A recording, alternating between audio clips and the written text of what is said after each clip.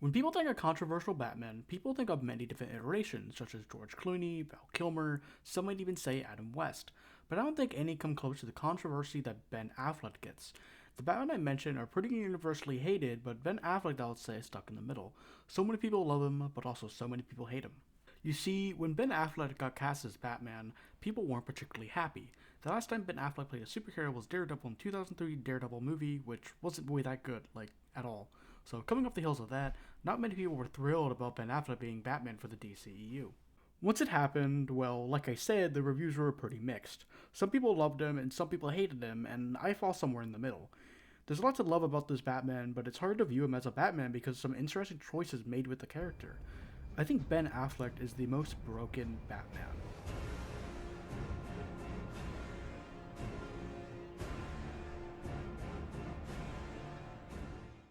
I feel when I talk about Batfleck, I should start where we first see him, which is in Batman v Superman: Dawn of Justice. Now, I'm pretty mixed with this film. I'm just overall not a huge fan of Zack Snyder as a director. I'm sure he's a very nice guy, but I'm just not a fan of how he directs. But I think he does a good job developing characters. I do think Lex Luthor was awful, though. Lex Luthor should not sound like the Riddler. I also love how Superman was portrayed, and I'm pretty mixed with how Batman was portrayed. I think one thing in particular which makes me pretty mixed with this version of Batman is how he breaks his no-kill rule. Batman's no-kill rule was introduced in Batman issue 4 and was expanded on further and further in comics, shows, movies, and more. Batman doesn't kill because if he does, he will be just like the criminal that murdered his parents, might even leave the criminal's kid without a father and mother, just like how Batman ended up. Batman doesn't kill. He makes the hard choice not to kill. I find this clip from Under the Red Hood, which is my favorite Batman movie, by the way, to sum this up perfectly. You don't understand. I don't think you've ever understood. What? What, your moral code just won't allow for that? It's too hard to cross that line? No! God almighty, no! It'd be too damned easy. All I've ever wanted to do is kill him. A day doesn't go by when I don't think about subjecting him to every horrendous torture he's dealt out to others, and then end him. Aw, so you do think about me.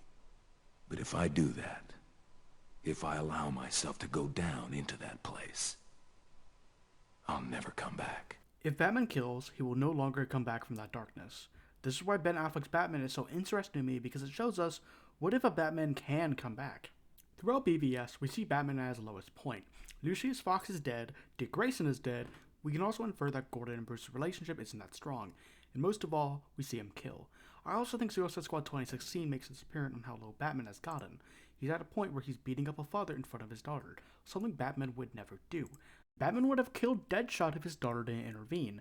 Batman would be killing a child's father in front of them in an alley, just like the trauma he went through. I feel like the only person keeping his humanity intact is Alfred, as we see him tell Bruce over and over again to not go down that path, and how he thinks his methods have gotten more and more extreme over the years. I mean, Batman branding people is something pretty unheard of, and is something Batman totally doesn't do. I feel like Bruce's love for Alfred is pretty much the last thing he's clinging on to, as if he loses Alfred, he'll truly lose himself more than he already has. This isn't Batman we know. This is a broken Batman. So by the time Batman sees Superman for the first time, he feels fear that I don't think he's ever felt. We see Batman killing people ruthlessly. Just watching that warehouse scene, that scene is amazing as a fight scene, but it also makes me uncomfortable. Everything about Batman killing made me uncomfortable. But that's the point. Batman killing was supposed to make you feel uncomfortable. We see Bruce think Superman is a mindless alien sent to destroy, only to realize that their mothers have the same name, Martha. Do I think the scene could have been better? Yes, 100%. But I think it shows the first steps of Bruce stepping back and coming back from that darkness. Speaking of Bruce, I want to talk about Ben Affleck's portrayal as the billionaire playboy. I feel like Ben Affleck's Bruce really has the most divide between billionaire playboy and broken Batman, but he also seems to slip in it seamlessly when he needs to. I feel like there's a big divide while at the same time always showing that he's Batman 24/7 in and out of costume. The best example of this is when he saves the kid in Metropolis when Superman is fighting Zod. At the end of Batman v Superman, Superman sacrifices his life to save the world. Even when the world hated him, he still chose kindness and compassion, which resonated with Bruce, which leads right into Justice League. Justice League is truly where we see Ben Affleck's Batman start to change into the Batman we all know. At the end of Batman v Superman, when the Trinity goes against Doomsday, Batman fires a smoke bomb made of kryptonite at Doomsday. Right after this, Superman stabs Doomsday with the kryptonite spear and gets impaled by Doomsday. Now I want you to go back and take a shot every time I say Doomsday. Please don't. Legal reasons, that's a joke. Batman feels immense guilt over this, thinking that if he didn't fire the smoke grenades, Superman would have lived. It sort of feels like the beginning of a new Batman. Batman feels guilt for killing Superman even though it was out of his control. Clark died on his own terms. I feel like Justice League 2017 shows this the best, and I know Justice League 2017 wasn't exactly the best film ever made, but I feel like the way that they handled Batman in it was such a huge highlight. I also think that one of my favorite scenes of Batfleck was the beginning, where he uses fear to find the parademon. In his guilt, he forms the Justice League, a team to be as strong as Superman until they find out that they can revive Superman, then fight off Steppenwolf. I think Bruce's dynamic with his characters are all spot on. The romance between Bruce and Diana feels kinda out there, but at the same time it doesn't feel forced. I think my favorite aspect is how Bruce is basically a mentor to Barry Allen, the Flash. We see him try to mentor Barry to be a hero, saying to save one person and to not worry about the fighting. This feels like it's slowly taking Bruce back to who he was, as he's trying to tell Barry to not kill as he did. He's just trying to tell him to save people, and eventually they revive Superman. I also feel like Batman just being the head of the Justice League and was the one recruiting practically everyone just works really well. I truly get the impression that he wants to fix his mistakes and he wants to move forward a better human being. The last time we see Ben Affleck's Batman is in The Flash, which I am working on a whole video covering that film because I love it so much. One of my favorite aspects of the film is how they handled Ben Affleck's Batman. Throughout the entire time we see Ben Affleck's Batman, he kills absolutely no one. Compared to Batfleck before, he would mow down people with the Batmobile and break people's necks, but not now.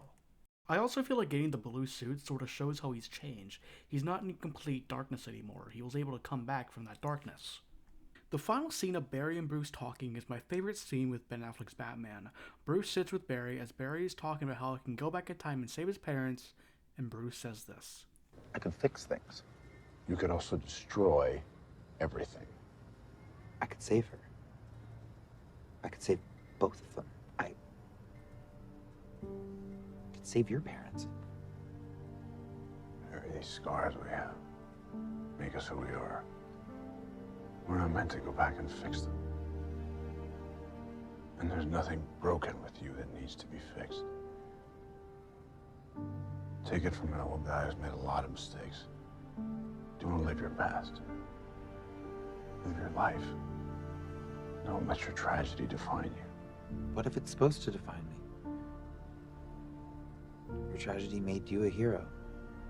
That also made me alone. This final scene shows us the growth Ben Affleck's Batman has gone through. His pain made him alone, made him bitter. Through his newfound friendships, he was able to grow beyond his pain and be the Batman that inspires hope instead of fear. Ben Affleck's Batman is a mixed bag. On one hand, what they did with Batman was something that I don't think was executed the greatest, but on the other hand, it gave us a very unique take on Batman and showed us that Batman can come back from that darkness. He can come back from killing, and that's just inspiring to me. Batman killing is not in his character, and I will agree with that, but with how they handled the story of a truly broken Batman, it can't be understated about how much of a risk this was and how much it paid off, at least to me. Batman killing makes him just like the criminals that murdered his parents in the alley, but with Batman not killing, gives them a second chance, and Batman got his second chance, finding himself again and his purpose, hope.